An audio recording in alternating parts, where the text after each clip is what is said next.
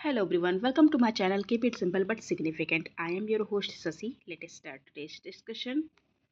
What is the main basis for allocation of seats to various state in the Lok Sabha? लोक सभा में allocation of seats के लिए जो main basis होता है हर स्टेट में देने के लिए वो क्या होता है? तो ये जो मेन बेसिस होता है ये होता है population of the state. Okay, next question. Which constitutional amendment increased the retirement age of High Court judge from 60 to 62 years? 60 से करके 62 ईयर कर दी गई retirement age of high court जजेस. तो ये आपका कॉन्स्टिट्यूशनल अमेंडमेंट जो हुआ था ये था 15th. Answer is A. 15वें अमेंडमेंट एक्ट के द्वारा इसको 60 से 62 वर्ष की उम्र कर दी गई. Which of the following articles directs the state to protect and improve the environment? State अपने इन्वायरमेंट को प्रोटेक्ट करेगा, इम्प्रूव करेगा. ये कौन से आर्टिकल में बोला गया है? तो ये आर्टिकल है आपका article 48A. Okay, article 48A directs the state to protect and improve the environment and safeguards forest and wildlife. Okay. Which of the following writs means to have the body of? कौन सी writ है जिसका मतलब होता है to have a body? तो ये है आपका habeas corpus. Answer is A. habeas corpus एक लैटिन टर्म है जिसका लिटरल मीनिंग होता है to have a body. Okay, ये एक ऑर्डर होता है जो इशू होता है कोर्ट के द्वारा to a person who is detained another person and is asked to produce the body of the letter in the court. Next question.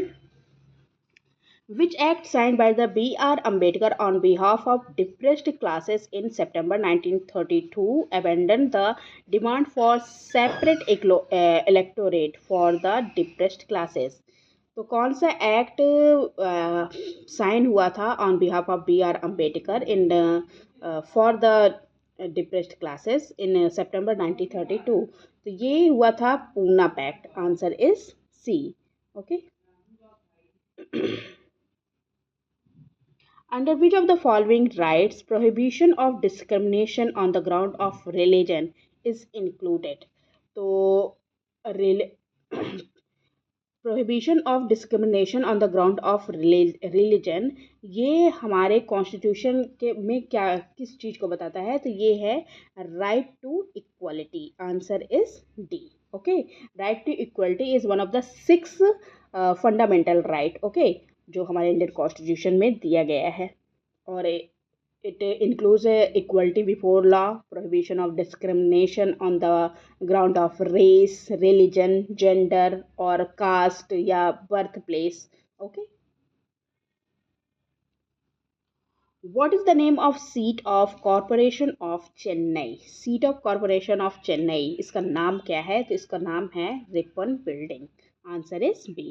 Okay, Corporation of Chennai was established in 1688. Okay, and ये oldest municipal corporation है India की और इसको Ripon building कहा जाता है. Article 213 which embodies the ordinance making power of the governor of the state. ये very similar to that of president embodies in the in which of the following article. जैसे governor के पास power होती है ordinance की अध्यादेश जारी करने की आर्टिकल 213 में, वैसे ही प्रेसिडेंट के पावर जो ऑर्डिनेंस की है वो कौन से आर्टिकल में है? तो ये आर्टिकल है 123. In which year maximum number of languages were added in the 8th schedule? 8th schedule में maximum number of languages आई थी. तो ये कौन से ईयर में आई थी? तो ये है 2003 में. Answer is D. ओके, 2003 में कौन सा 92nd अमेंडमेंट एक्ट हुआ था. 92nd अमेंडमेंट एक्ट में 2003 में ऐड की गई थी 4 लैंग्वेजेस. ओके, 4 लैंग्वेज ऐड की गई थी जो थी बोडो, डोगरी, मैथिली और Santhali. For which of the following purpose Rajamannar committee was constituted? Rajamannar committee किस पर्पज से कॉन्स्टिट्यूट की गई थी? तो ये था centre state finance physical relations. Answer is C. The Center State Relation Inquiry Committee was set up by the then DMK government of Tamil Nadu on 2nd September 1969. Okay. That's all for today. If you like my video, please do like, comment, share and subscribe. Thank you.